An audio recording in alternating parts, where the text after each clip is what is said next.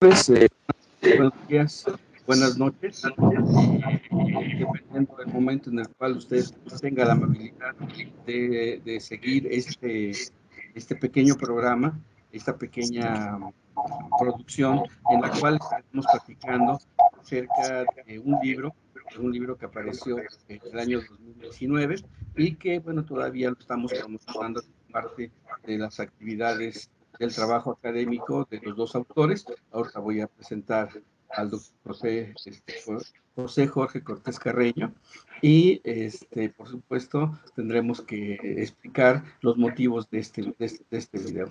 En primer lugar, este video se inscribe dentro de las actividades de abril, mes de la lectura, este programa que la Universidad Autónoma del Estado de México ha realizado ya desde hace muchos años y que, bueno, sigue reproduciendo en las aulas de cada una de las facultades, centros universitarios, unidades académicas, profesionales académicas, y que, bueno, pues tiene como objetivo precisamente que se pueda acercar a los estudiantes y a la planta docente, en general a la comunidad académica, pues a la lectura, a los libros, a los autores, a las corrientes. Este año está dedicado a Rosario Castellanos.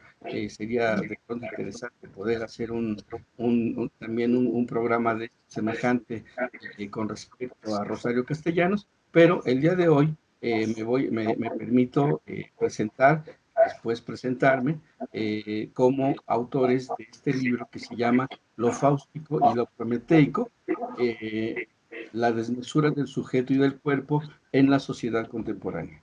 Y bueno, pues es un placer estar compartiendo este ejercicio, porque es un ejercicio lúdico, con camarada, hermano, compañero, bueno, toda una vida trabajando juntos, el doctor José Cruz Jorge Cortés Carreño. Él es originario de Texcoco y además es profesor del Centro Universitario UAM, ¿sí así se llama, Jorge? Ya, Centro Universitario Texcoco.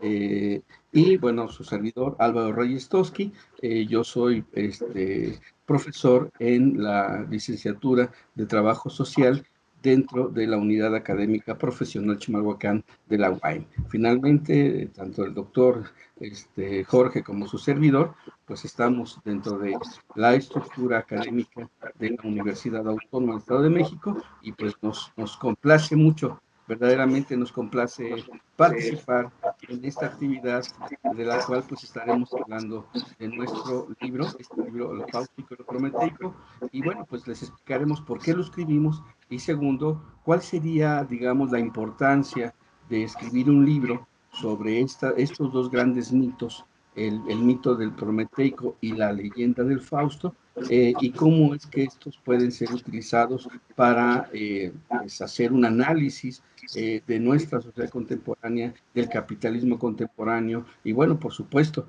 el hecho de que hoy estemos trabajando vía virtual, pues también nos exige un análisis con respecto a esta pandemia que estamos atravesando en este momento. Entonces, bueno, pues básicamente esta sería la presentación. Bienvenidos todos, bienvenidos a todos los que lleguen a sintonizarnos en este canal de YouTube, donde estaremos subiendo y otros programas más para fomentar la lectura. Y bueno, pues, ¿qué te parece, Jorge? Sí, empezamos a platicar acerca del origen de este libro, porque yo creo que hablar de la génesis de un libro es hablar no solamente del proceso editorial, del diseño, la diagramación, sino la concepción primaria del libro, que además tú y yo sabemos que tiene una idea muy interesante. Sí, bueno, un saludo y un abrazo a todos, un abrazo Álvaro, un abrazo a todos los que estén ahorita sintonizándose a nosotros. El asunto de la elaboración de libros, yo creo que lo he dicho cada que me toca hacer, por ejemplo, presentaciones o que me toca ir a presentaciones de libros o cuando alguien publica un libro, me parece que un libro es una bendición en términos muy amplios, es decir, es un privilegio en nuestros días elaborar un libro, bueno, aunque hay de libros a libros, pues, pero ya el que alguien saque un libro ya es algo importante, ¿no? Ya es algo significativo y trascendental. porque me parece que es como de alguna manera la expresión que tiene el ser humano más sublime, ¿no? Es una de las expresiones más sublimes del ser humano, como una manifestación artística, pero en este caso es una manifestación que tiene que ver con un ámbito del arte, pero también con una conformación de la expresión del pensamiento del ser humano, ¿no? Y en este caso, pues bueno, me parece ya loable que por lo menos se puedan seguir sacando libros tan complicado que es, a final de cuentas, también, ¿no? Y otro punto importante es, bueno, cómo lo que comenta Álvaro es muy interesante porque cómo plantear cómo surge el libro. Ya de origen, cuando yo comencé a trabajar con Álvaro y debemos tomar en cuenta que Álvaro hace un rato comentó y no lo dijo, no dijiste de manera puntual, tú estuviste en difusión cultural por muchos años y parte de lo que a mí me interesó precisamente colaborar con él es que yo podía leer en muchos sentidos el espacio en el que él estaba, pero también se dedicó mucho tiempo a la promoción de la cultura y en ese caso, bueno, pues la idea del libro, desde que yo era muy joven, pues ya venía como latente. Sin embargo, cuando ya empezamos a trabajar ya de manera mucho más puntual, ya como colegas, en un sentido ya más, por ejemplo, compartiendo espacio, compartiendo lugares y compartiendo aulas, recuerdo que estábamos platicando sobre diferentes temas que de pronto salen en nuestras pláticas cotidianas y íbamos caminando digamos, por uno de los edificios de la universidad y en medio de la plática estábamos referenciando otro libro de alguien que fue mi maestro, que fue mi director de tesis en el doctorado, que fue Ábalos Tenorio, y él había hecho un libro en conjunto con un autor, un Hirschman, que es un autor muy importante, y me acuerdo que yo le decía a Álvaro, bueno, ¿y por qué nosotros no hacemos algo parecido? ¿No? Así como la inquietud. Y recuerdo, y lo digo cada que hacemos presentación, lo digo de manera como muy afable, que estábamos platicando de eso y le dije, ¿por qué no armamos uno? Y ya Álvaro me dijo, bueno, ¿qué tienes en mente? Y le dije, fíjate que di una conferencia hace 2 años, me parece que te había comentado, 2 años atrás, precisamente sobre la idea de lo prometeico. Y entonces, dentro del comentario, porque además quiero comentarles y hacerles saber que a pesar de que Álvaro fue mi profesor, afortunadamente nunca hemos tenido como esta situación del discípulo y el maestro, pues. Me gusta un poco la frase que maneja Kant en uno de sus libros, donde dice que hay gente que vive la suerte siempre de ser discípulo y de alguna manera el ser discípulo no te permite ir más allá, ¿no?, de tu plano reflexivo propio. Entonces, creo que eso fue uno de los acercamientos que tuve con Álvaro y jamás me vio en ese plano. Y siempre tratábamos de discutir, dependiendo de los niveles, por supuesto, pero ya después cuando empezamos a trabajar en radio, las discusiones se convertían en algo más interesante. Y como era su costumbre, fiel a su costumbre, me dice, yo encontré algo más interesante que es lo fáustico porque se está trabajando en otras partes, ¿no? Y entonces a partir de ello como que nos miramos a la cara, nos miramos al rostro y los ojos y dijimos, caray, ¿y por qué no escribimos cada quien un tema sobre lo que a nosotros nos parece interesante y vamos a ver qué sucede, ¿no? Esa es como que la génesis, digamos, de lo del texto.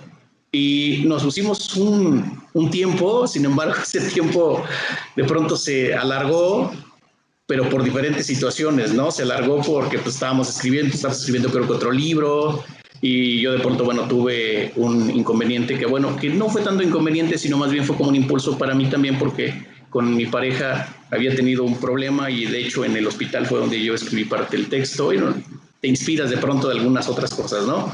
Y luego, bueno, un robo en casa, que me atrasó también, robaron la computadora y robaron algunas cosas y atrasó un poco la salida del libro, pero todo eso me permitió incorporar algunos elementos con el tiempo, por lo menos en el caso del apartado que yo desarrollé, que fueron significativos, por lo menos para mí, dentro de esa lógica. Y además también tener esta conexión con Álvaro, que al final, si ustedes alcanzan a leer el libro, llegan a comprar el libro, se van a dar cuenta que a pesar de que vamos por 2 senderos completamente diferentes, al final tenemos una especie de entronque, una especie de gozne.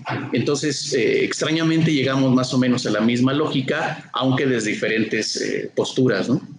Más o menos esa, si lo recuerdas bien, Álvaro. Así es.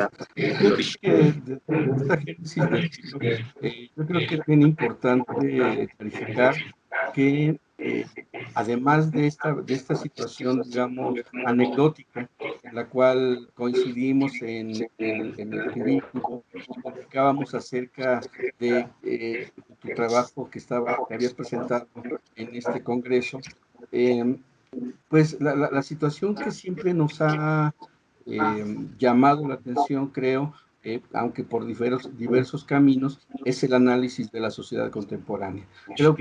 Creo que tanto tú como politólogo, yo como sociólogo, hemos tratado de ir, digamos, desarrollando una línea reflexiva en torno a las grandes problemáticas que se viven en nuestra realidad, porque finalmente nosotros, como muchos otros autores, somos compelidos por la realidad y somos cuestionados por esa realidad y nos hemos dado a la tarea de dar un intento de respuesta, digo, un intento porque no tenemos aquí ningún tipo de verdad, no tenemos aquí, no hemos inventado el hilo negro ni descubierto el agua tibia, pero finalmente el hecho de haber generado un proceso de reflexión sobre los grandes problemas contemporáneos, pues nos permite o nos permitió eh, de algún modo entrar, aunque sea por la puerta trasera, siempre lo he dicho, Sí. a los aspectos de orden filosófico, a los aspectos de orden histórico, pero sobre todo al análisis muy concreto de situaciones tanto políticas como culturales y problemáticas que se dan en torno a ellas en nuestra sociedad contemporánea. Entonces, la idea de hacer un cuestionamiento ético del capitalismo, creo que es una de las cosas que hilvana este libro y que de algún modo fue lo que nos permitió trabajar esta propuesta que la llamamos lo fáustico y lo proteico, ¿no? Acotando un punto ahí interesante, Álvaro, que me parece también significativo, considero que el amor a la literatura, de alguna manera el gusto por la literatura, ahorita que estamos festejando, digamos, abril, mes de la lectura, el gusto por la literatura fue un vínculo interesante y con el cual siempre hemos tenido cierta vinculación. Entonces, yo, por ejemplo, con un amor impresionante a todo lo que tiene que ver con la literatura fantástica, con un amor a los mitos, con un amor a la carga mítica, a las manifestaciones míticas y a todas las alegorías que de pronto pueden utilizar los literatos para poder explicar la realidad, describir la realidad o interpretar la realidad, también nos ha llevado a eso. Es decir, las dos figuras, tanto la figura del Fausto, o el punto fáustico, como lo plantea Álvaro, como la figura de Prometeo, tanto desde la perspectiva, que ya lo desarrollaremos un poco más tarde, de los mitos griegos hasta la obra de Mary Shelley, pues obviamente se nota en automático que tenemos un vínculo directo con la literatura, ¿no? El gusto y la fascinación por estos paisajes y estas imágenes creadas por plumas de amplio calibre, que nosotros nos han llevado a tener esta fascinación y tener como pretexto, digamos, arropar la obra, lo que nosotros estamos trabajando, a partir de una referencia metonímica o metafórica a partir de estos mitos, por ejemplo. Sí, quiero hablar esto que acabas de decir, porque finalmente es lo que nos permite engarzarnos al proyecto de Abril Mes de la Lectura. Eh, lo que yo quisiera decir quizás, como uno de los elementos importantes de este libro, como de otras cosas que hemos realizado juntos o cada quien por su lado en términos del trabajo académico, es que finalmente en nuestras clases en nuestro trabajo reflexivo siempre hay una búsqueda de entroncar con las imágenes de la literatura y, por supuesto, entrar en un diálogo con los autores. En este caso, este libro está prácticamente fundado en dos grandes tradiciones del pensamiento occidental, que es el caso del Prometeo, el mito de Prometeo, que nos lleva hasta Hesiodo, pero Jorge lo va hilvanando perfectamente bien desde Hesiodo, se me fue ahorita el nombre, bueno, Mary Shelley, hasta llegar prácticamente a dialogar Chul Hyun Han, sí, que es uno de los filósofos coreanos contemporáneos más importantes. En mi caso, yo voy transitando prácticamente haciendo una especie de genealogía histórica con respecto a esta leyenda del Fausto, que, si ustedes recordarán, la leyenda del Fausto fue escrita por Goethe, pero en realidad lo que hace Goethe es recuperar una leyenda que ya era famosa en su momento, pero él la vuelve a reescribir de manera magistral y habla precisamente la historia del doctor Fausto, que aspirando a la sabiduría, pero también aspirando más al amor en la vejez, decide firmar un contrato con Mefistófeles, una de las representaciones del mal. Pues bien, todo el trabajo que hace Jorge para analizar las sociedades monstruosas de este siglo como mi ejercicio de tratar de analizar el problema de la pérdida de libertad en la sociedad contemporánea, capitalista contemporánea, parte precisamente de utilizar estos dos grandes proyectos, digamos, o estos dos grandes textos, estos dos grandes personajes, estos dos grandes líneas fundantes de lo que es la cultura occidental, y bueno, a partir de ahí tratamos de establecer ese punto de enclave, ¿no? Ese punto de análisis, y esto yo creo que es un recurso que deberíamos de estar incentivando en nuestros estudiantes, porque muchas veces muchos de mis estudiantes de pronto los he notado, que no leen o que no leen lo suficiente o que no leen lo adecuado. Digo, no es que haya lecturas más adecuadas que otras, pero preferiblemente leer a Gabriel García Márquez, a José Saramago, que al señor Coelho, ¿no? O sea, finalmente unos te van a dar imágenes para pensar y el otro te va a dar imágenes para sentir. Entonces sí hay una gran diferencia entre recurrir a un clásico de la literatura a recurrir a un bestseller que normalmente pues solamente ese es su gran triunfo, ¿no? El tener una gran mercadotecnia detrás que permite que el libro se venda, pero no habla de la calidad, que es lo que de algún modo le pasa a Murakami, ¿no? Murakami escribe de manera garrafal, de manera abundante, pero no logra construir un concepto, una idea, una historia que sea brillante, que sea genial, como para poder merecerse el premio Nobel, que siempre lo ha aspirado, pero jamás ha sido ni siquiera propuesto como parte de, ¿no? Por algo será, por algo será. Yo pienso que es porque es un bestseller, ¿no? Pero si nuestros estudiantes tuvieran la curiosidad de entrar a la lectura de los clásicos, lo cual implicaría conocer, digo, por lo menos como una cuestión de cultura básica a todos estos autores, o algunos de ellos por lo menos, yo estoy seguro que a partir de esta lectura podrían tener nuevas imágenes para pensar.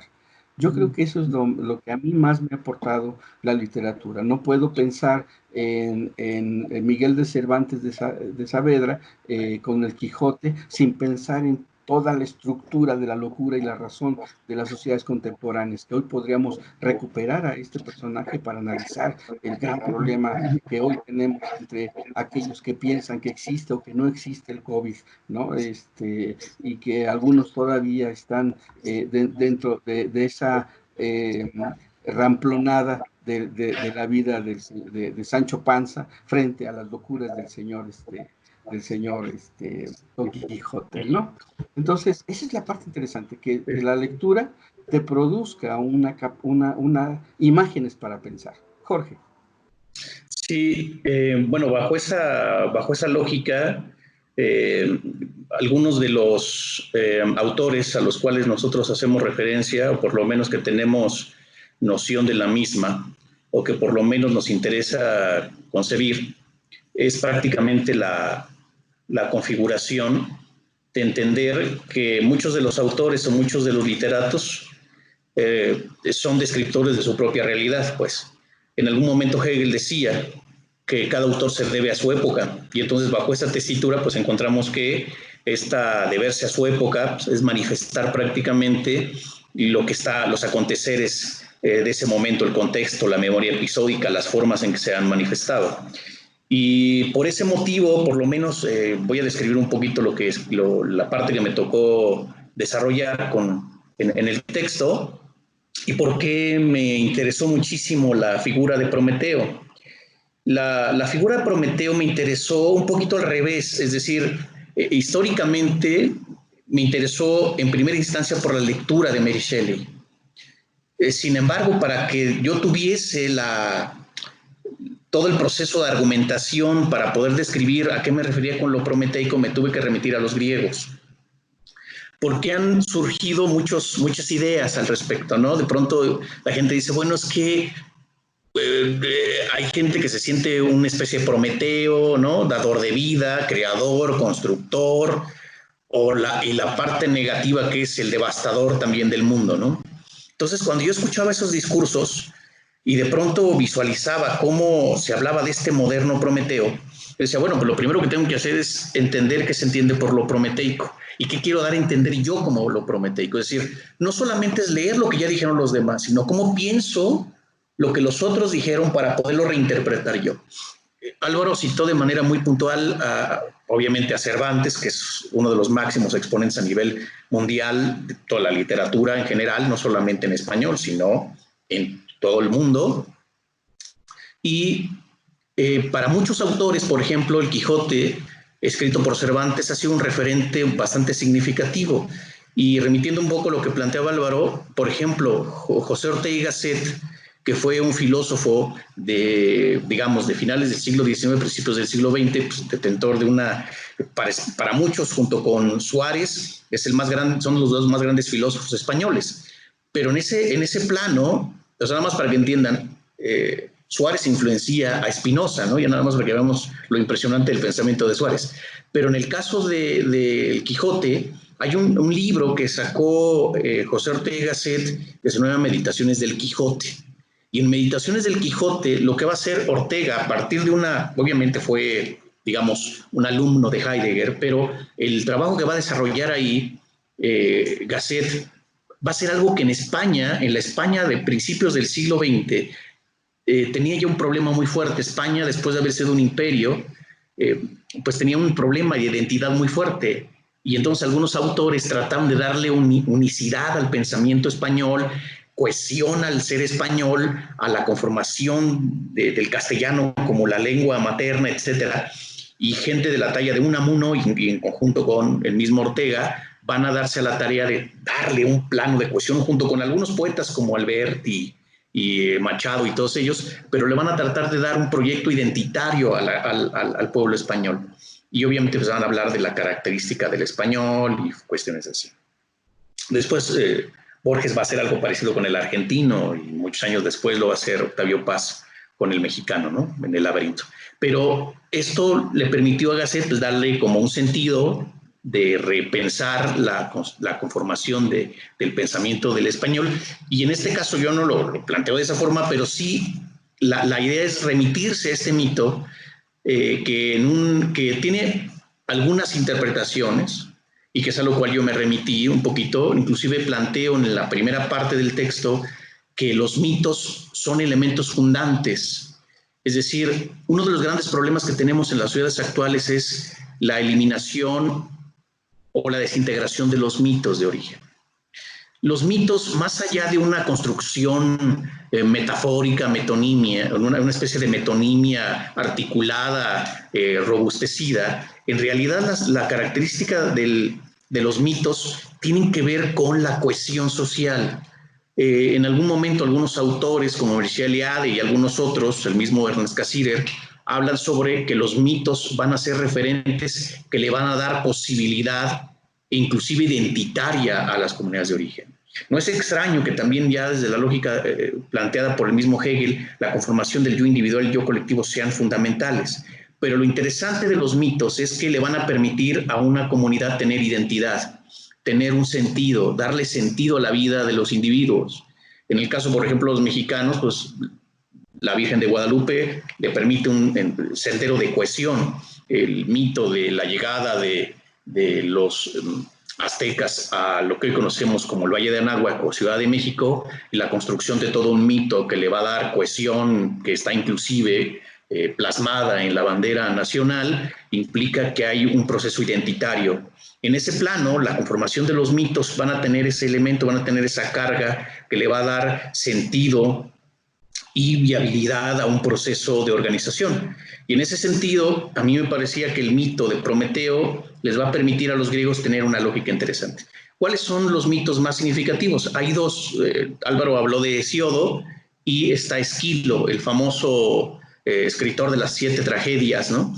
Y acuérdense un poco que la tragedia, Nietzsche lo desarrolla muy bien en El origen de la tragedia para el griego va a ser un elemento como de cohesión, extrañamente. O sea, en lugar de parecer un elemento lamentable, se va a convertir en un elemento de pundonor y de reconfiguración del pueblo griego. Entonces, este mito, el mito de lo prometeico, tiene una manifestación interesante porque implica los orígenes y la identidad del pueblo griego, pero también la construcción y consolidación de la humanidad como tal, del ser humano, del hombre, pues, como se le planteaba antes, ¿no? Ahorita con estas discusiones feministas que pareciera ser que no le involucran, pero en el caso de la etapa helénica clásica, probablemente se manejan bajo esta lógica. Pero vamos a llamarlo ser humano para que no entremos en un plano de discusión que no tendría sentido.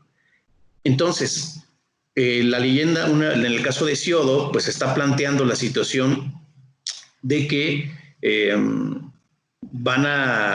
se le pide Dios, el dios Zeus, que es el dios más significativo y más importante para los griegos, que le va a dar cohesión al pueblo griego. Vamos a encontrar que le pide a Prometeo que pues, dote a los seres vivos de una serie de características para que ellos puedan sobrevivir en este mundo que pudiese manejarse después caótico. Pero el asunto es que los dota a los animales. Bueno, la idea era que los dotara. Sin embargo, ahí junto con Esquilo se hace una especie de construcciones míticas un poco alteradillas, pero que a final de cuentas coinciden, en el sentido de que están Epimeteo y Prometeo tratando de ver cómo van a distribuirse este asunto para poder desarrollar la posibilidad de la entrega a los seres vivos de esto, y resulta que Epimeteo le dice, no te preocupes, yo me encargo de darles a todos los animales lo que sea necesario y tú espérate, y al final tú revisas si está bien o no, ya vemos qué podemos hacer. El asunto es que Epimeteo pues le entrega a todos los demás animales los elementos que supuestamente él suponía que iban a ser los articuladores, y pues no, o sea, suponemos un ejemplo muy sencillo, algunos los dotó de mucho pelaje, a otros de rapidez, a otros de astucia, a otros de vivacidad, etcétera, y al ser humano prácticamente se le olvidó. Entonces cuando ya Prometeo empieza a revisar, resulta que pues no le había dotado de nada al ser humano y lo dejó prácticamente desnudo. Entonces bajo esa lógica, Prometeo pues bueno queda en pánico y dice, bueno, ¿qué voy a hacer ahora? Y la única alternativa que tiene es ir a robarle a Zeus el fuego, que el fuego para los griegos es el conocimiento, es la luz, lo que ilumina el sentido, digamos, de la vida de la gente, y entonces en ese plano lo roba. Pero Zeus, por supuesto, que se da cuenta de este asunto y lo capturan y lo manda a atar a la orilla del mar con unas cadenas, que son las famosas cadenas de Andrómeda, y entonces ahí lo atan, y entonces todos los días, desde la mañana hasta la tarde, llega un águila y le devora las entrañas y se las come. Después va a haber una especie de mito reorientado un poco a la manera de Kafka, y que después Byung-Chul Han lo va a retomar, donde aduce que en realidad lo que está haciendo el águila es carcomer todos los días el hígado. Y de pronto, pues esto con el tiempo, bueno, porque en las noches, según esto cuenta Esquilo, que por las noches, pues bueno, ya como que se relaja, descansa, pero al día siguiente otra vez lo mismo. Pero es el suplicio eterno, pero que le haya rasgado, que le carcoma de manera regular el hígado, significa que obviamente lo que plantearía, por ejemplo, Han, este autor ya contemporáneo, es un autor alemán, bueno, de origen coreano, naturalizado alemán, dice que, retomando lo de Kafka, que esto va a generar que este personaje de pronto ya no tenga dolor y que entonces ya prácticamente llega a la etapa del hastío, y entonces eso es lo que de pronto pasa con las sociedades contemporáneas, que son sociedades que de pronto ya no le encuentran sentido a la vida y que, bueno, pues a final de cuentas el sentido de la vida se desdibuja. Pero en este plano, la conformación, sí. Precisamente la idea o lo que quisieras, a partir ya de este desarrollo del mito, ya lo pudiéramos platicar Sí. acerca de cómo aplicas este mito Okay. para analizar lo que tú le llamas las sociedades monstruosas. Perfecto. Desde esta lógica, entendemos entonces que estas construcciones, lo que va a retomar un poco Mary Shelley de esta idea de lo prometeico, es en la figura del monstruo creado por Mary Shelley en esta novela de Frankenstein. Cuando Mary Shelley habla de la creación de este monstruo que de alguna manera ya no tiene, llega un momento en que pide amor y nadie se lo da, o pide un elemento de tal, se vuelve prácticamente monstruoso.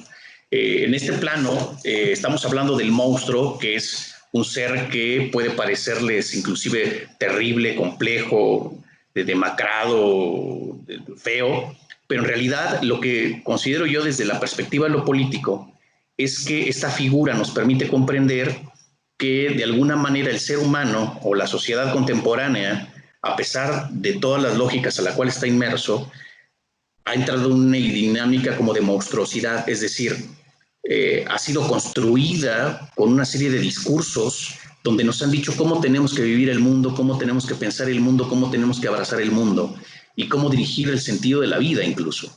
Dentro de esta lógica, el grave problema que tenemos en las sociedades contemporáneas es algo, yo me remito mucho a Hahn, porque lo que dice Hahn es que algo que había propuesto ya Foucault en el sentido de que éramos sociedades de control, biopolíticamente estructuradas, biopolíticamente definidas, que somos dominados físicamente y mentalmente, etcétera, etcétera, desde nuestra subjetividad. Lo que dice Hahn, y que retomo de la idea de lo monstruoso, que es lo que estoy planteando, es que de alguna manera estas sociedades actuales han entrado en un plano de desmesura, y esta desmesura está prácticamente dibujada, construida, armada, articulada por la desmesura del capital. En algún momento me decían algunos colegas que pues, obviamente el capitalismo es desmesurado y que por qué tendría que ser mesurado.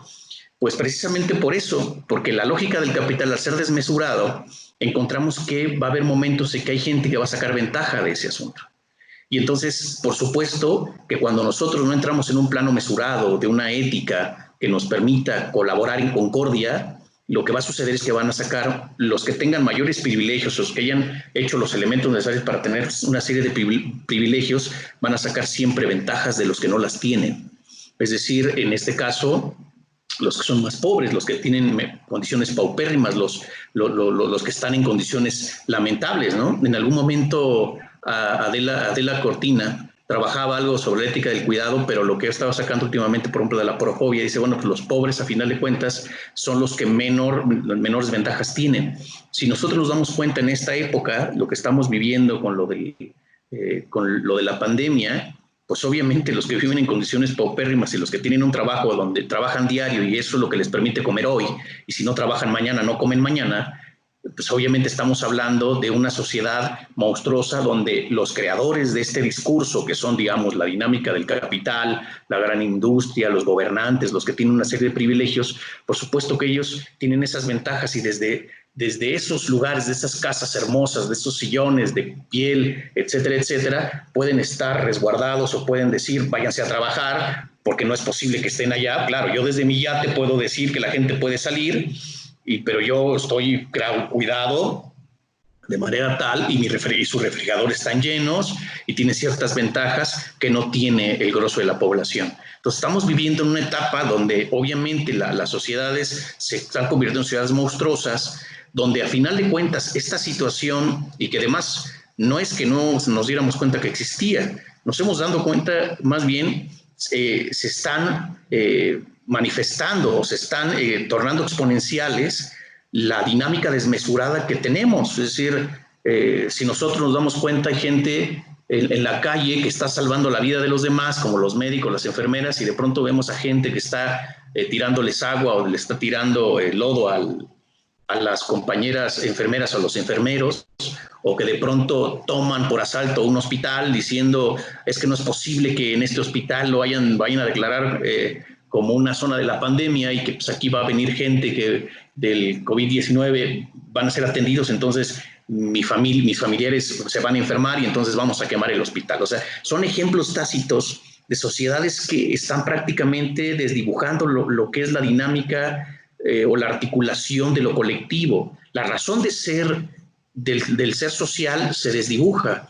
Entonces estamos hablando de estas visiones desmesuradas, de estos sujetos que están prácticamente desdibujándose desde sí mismos y que al mirarse al espejo, ese es el problema, al mirarse al espejo pareciera ser que les da asco lo que miran en el espejo. Y lo peor de todo es que son ellos mismos que no se pueden soportar por esta situación en la que están inmersos, ¿no?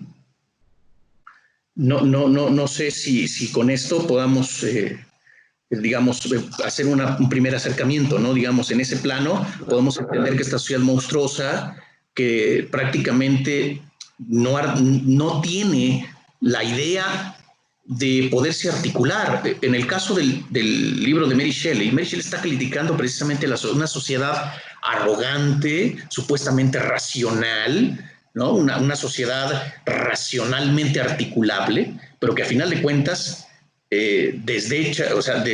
desdeña y desecha lo que no es como ellos, ¿no? En un plano, por ejemplo, de sociedades europeas, pareciera ser que la gente el extranjero, el migrante, la gente que tiene otras lógicas, no es aceptada, ¿no? Y lo único que está pidiendo una sociedad bajo esas lógicas es lo que el monstruo de Mary Shelley pedía, ¿no? Está exigiendo respeto, por ejemplo. Así es. Y bueno, las reacciones pueden ser terribles por esa creación de ese monstruo, ¿no? Ese monstruo puede revertirse y atacar a su creador, que es lo que está sucediendo ahorita. Que es el gran peligro de la migración, que es el peligro de las pandemias, es el gran peligro del calentamiento global. O sea, todos estos son los monstruos que hemos creado y que de algún modo van a tener una repercusión sobre la realidad y bueno, de hecho ya lo estamos viviendo, ¿no? Básicamente estos tres monstruos están vinculados históricamente porque finalmente están ahora sí levantándose en contra de su creador, ¿no? En este caso, de la sociedad capitalista, de las sociedades eurocéntricas, de la filosofía racional, etcétera, etcétera, ¿no? Entonces, es una arrogancia impresionante. Es decir, desde la dinámica del capital, por ejemplo, la gran industria, los grandes intelectuales, suponiendo que el obrero, que la gente pobre, que el trabajador, el campesino, son gente como de tercer nivel, ¿no? Ellos son de primer nivel por ser blancos, por ser ricos, por tener ciertas ventajas, pero los demás no lo son. Entonces son esos monstruos, ¿no? Creados ahí, esa visión monstruosa. Pero ahora no es que no se dieran cuenta antes, Álvaro. Claro que lo sabían. Lo que pasa es que en este momento se evidencia dentro de la lógica en la que vivimos. En términos marxistas, ¿quién genera riqueza? Pues la genera el trabajador. En realidad la genera el trabajador. O sea, no es que no se dieran cuenta, claro que lo sabían. Lo que pasa es que no les convenía plantearlo de manera, obviamente, evidenciarlo, porque al final de cuentas así es como se dan las cosas. Pero a final de cuentas, estas criaturas, estos seres creados por la dinámica se han convertido en un elemento complicado, ¿no? O sea, se vive de ellos y lamentablemente se les manipula, se les controla, aunque se les ve monstruosos, asquerosos, se les ve con un tufo descarnado, pero a final de cuentas esos creadores necesitan de la vida del otro. Ahora, la bronca es cómo están reaccionando ahorita. O sea, toda la dinámica de la construcción de la construcción de los virus, la construcción de políticas, la construcción de escenarios, la construcción de toma de decisiones, siempre van a estar vinculadas con lo más importante que es el ser humano, y en este caso, pues, obviamente, los grupos más vulnerables, ¿no? Así es. Así es. Bueno, si ya vamos cerrando un poquito la sesión. La idea era hacer un video de más o menos 40 minutitos para poder pues, dar a conocer la existencia de este libro y obviamente las reflexiones que lo cruzan y obviamente todo lo que esto pudiera implicar en términos analíticos, ¿no?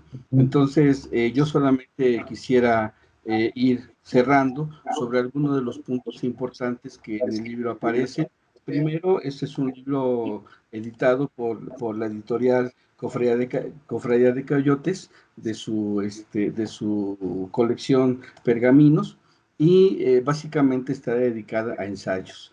Y en este caso, este libro está compuesto por dos ensayos. El primer ensayo pues lo escribe Jorge Cortés, que es precisamente el moderno Prometeo, el sujeto y la monstruosidad del ser político, y el segundo ensayo lo escribe su servidor, y es precisamente el punto fáustico, la genealogía de la desmesura del cuerpo en el capitalismo contemporáneo. Tiene un excelente prólogo del doctor Jorge Ocampo Ledesma, donde también nos cuestionan muchos de este juego de utilizar estos elementos míticos para tratar de analizar la sociedad contemporánea, pero él finalmente cae en la tentación también de otro de los mitos más mexicanos, ¿no? Entonces, es un libro que quisiéramos proponérselos a todos ustedes. Es un libro, son dos ensayos, por supuesto hay un trabajo académico, hay un estilo académico en ellos porque son ensayos académicos, pero aún así están escritos con una cierta ligereza que nos permite su lectura continua, y esperemos que sea una lectura que sea interesante para todos ustedes.